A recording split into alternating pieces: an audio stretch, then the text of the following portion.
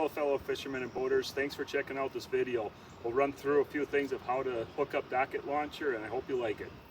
What each docket launcher kit will include are going to be 2 spring clips, there will be 2 separate loops, and then the main part is this longer cord that has a loop on each end.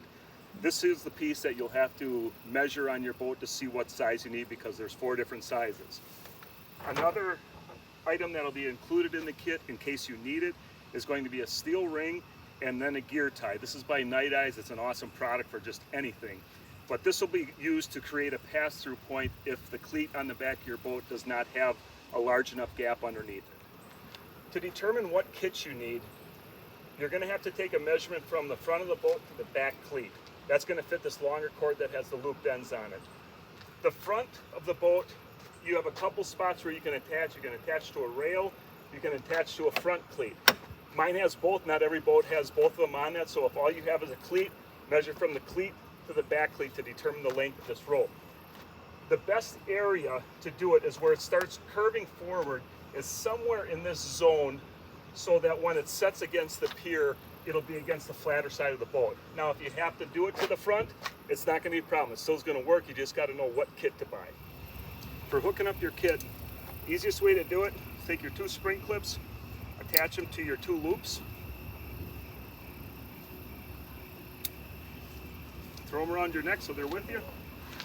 Now for the longer cord, what you're going to do is, if you have a cleat you're attaching to in the front, you're going to run underneath the cleat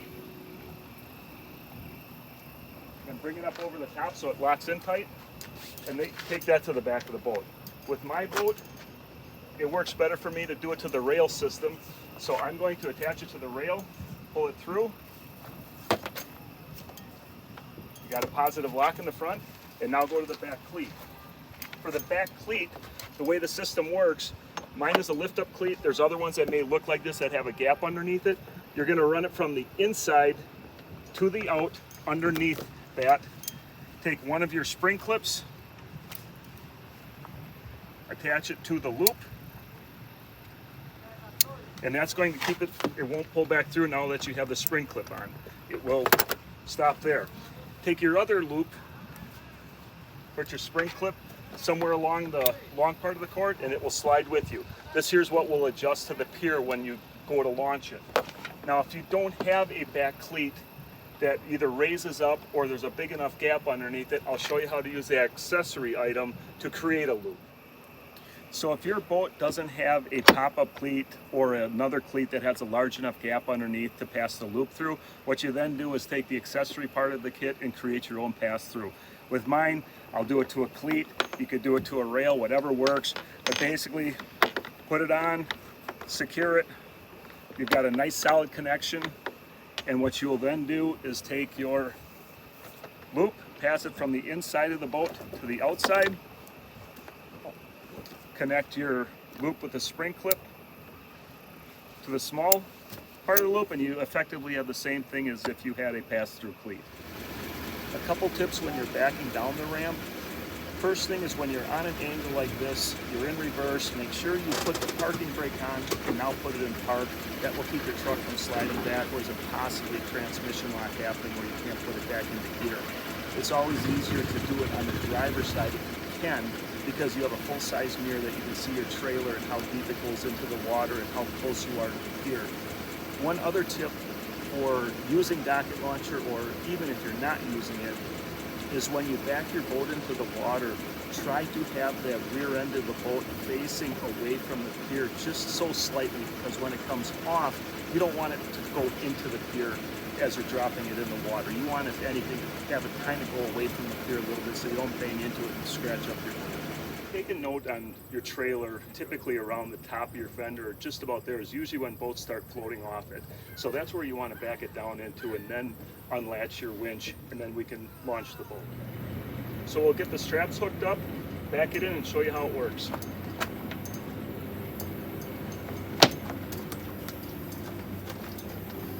Remember, this one comes from the inside to the out. On one loop, your second slider loop,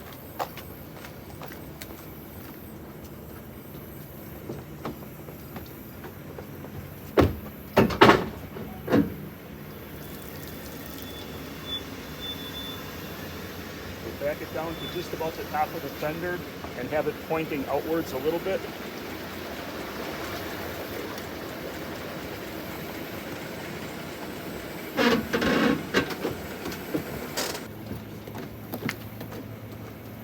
Take our first loop and stretch it back about as far as we can.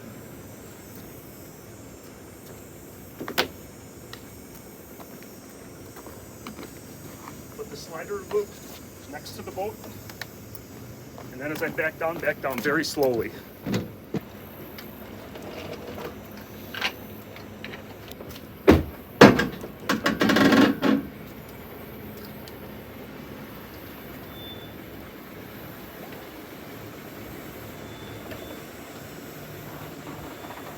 Your boat will release. And I can go park my truck.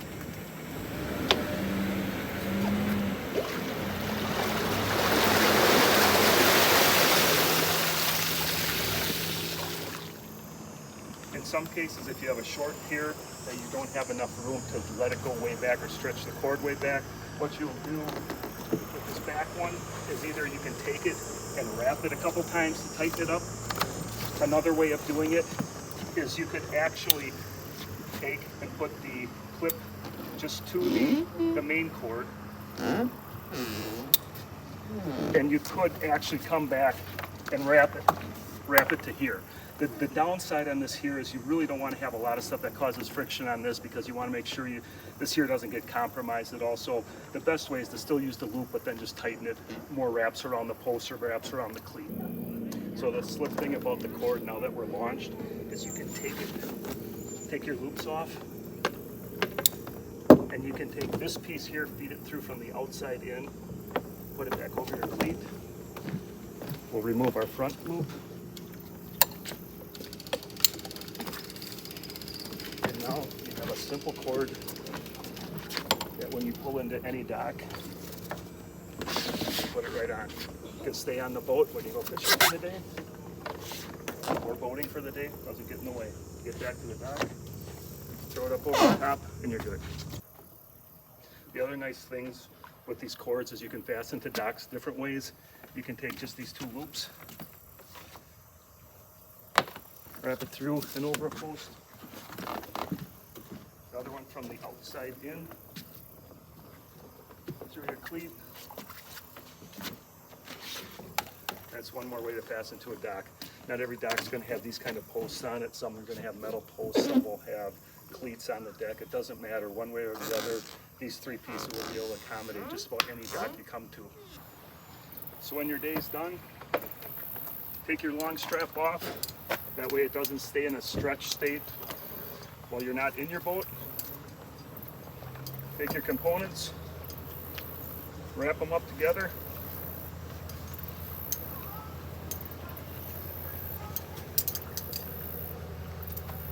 Take your handy gear tie,